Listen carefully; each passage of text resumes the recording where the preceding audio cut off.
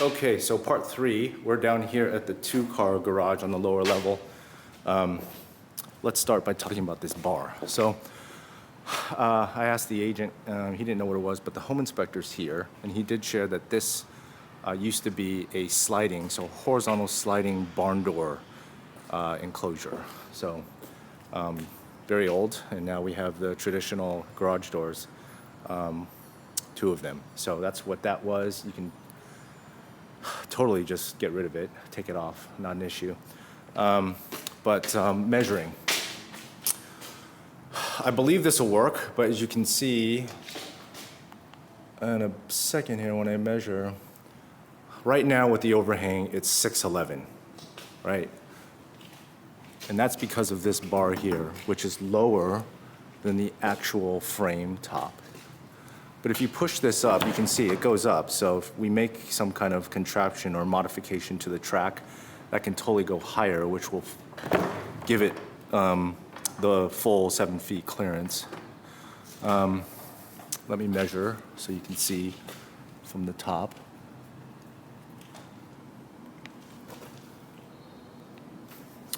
As you can see, it says 7 feet 3 inches. Part of that is because the angle I'm measuring from here, and you go down, there's a little bit more space because there's a slope here on the entrance curb. So you can probably get the point. You can modify this a little bit to get the full 7 feet clearance. Okay, so I'm not going to measure the width because clearly these are super wide, and actually maybe I'll just do one from here to here. There's not going to be any problem. So upstairs was 9 feet wide, and then downstairs here for each door is about 13 feet. So there is a leak here that'll probably come up in the home inspection, but you can see there's moisture there, and if I remember correctly, I did see, this is probably a good segue to talk about a couple items up here. So I apologize for earlier inside of the house, the agent was there, so it's a little hard to talk as freely, but it is true that in the master bedroom, in the kitchen, there's nothing to really call out. Sometimes it's awkward when they're there. You can see, well, this is not completely wet. So that is dry rot damage. Surprisingly, that looks to be good drainage because, you know, you're on a hill. If there was anything that was trapped here, you'd see evidence, more evidence of it, but clearly that dry rot, the dry rot on this back of the garage needs to be addressed here. But we'll have to see what they say about that leak down here in with the moisture. We'll see what comes back in the report. It could be not significant, but just something to look into. Okay, since I'm down here by myself, and I will definitely Slack you this information, but the Airbnb unit is fully permitted. I think what's in question is when I cited the city records has 3 bedrooms. The issue with that is the appraiser, that downstairs living room was not classified as a bedroom, and they don't know why. The agent doesn't know why. He did not represent the sellers when they purchased it in 2018, but that's actually what's in question.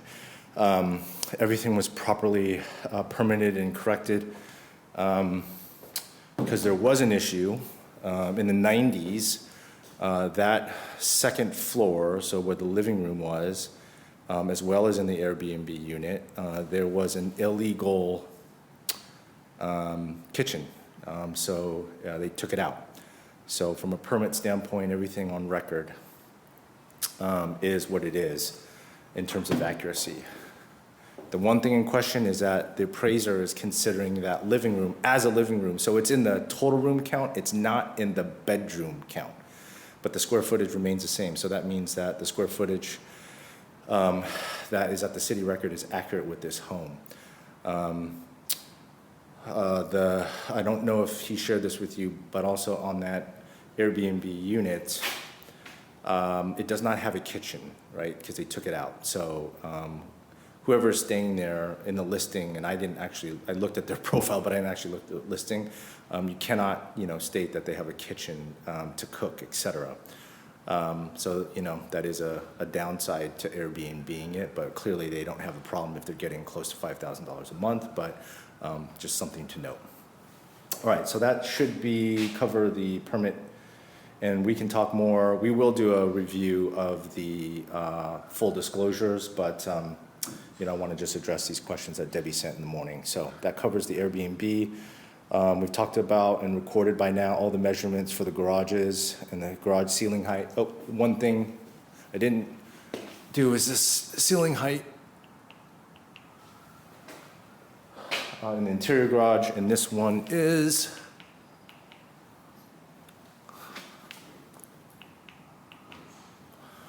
9 feet. Okay. And then there is no AC, just forced air heating, which is common. So no AC, just forced air heating. And then